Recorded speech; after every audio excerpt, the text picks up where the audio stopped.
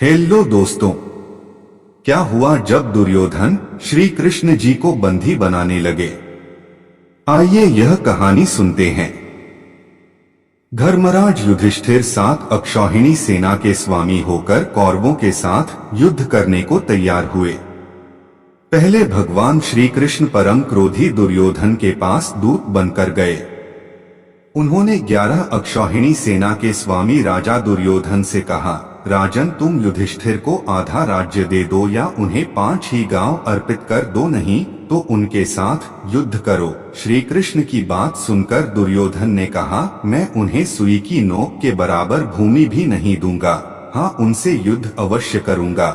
ऐसा कहकर वह भगवान श्री कृष्ण को बंदी बनाने के लिए उद्यत हो गया।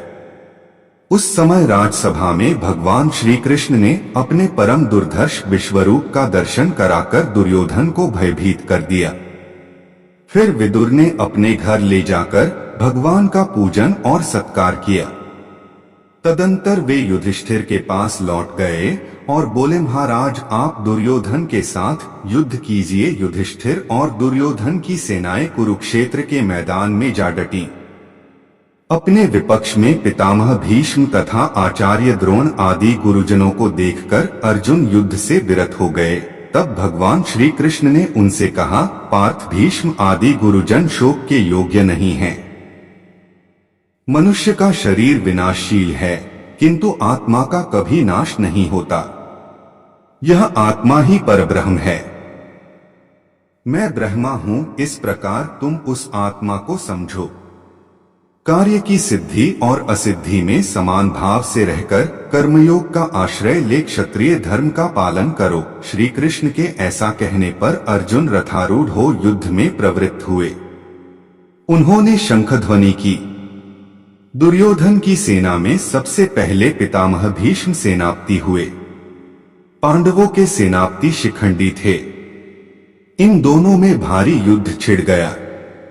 भीष्म से कौरव पक्ष के योद्धा उस युद्ध में पांडव पक्ष के सैनिकों पर प्रहार करने लगे और शिखंडी आदि पांडव पक्ष के वीर कौरव सैनिकों को अपने बाणों का निशाना बनाने लगे।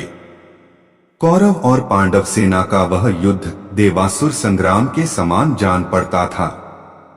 आकाश में खड़े होकर देखने वाले देवताओं को वह युद्ध बड़ा आनंददायक प्रतीत हो रहा था। भीष्म ने 10 दिनों तक युद्ध करके पांडवों की अधिकांश सेना को अपने बाणों से मार गिराया। आप इसी तरह कहानी सुनते रहे, खुश रहे और हमारा चैनल जरूर सब्सक्राइब कर ले। धन्यवाद।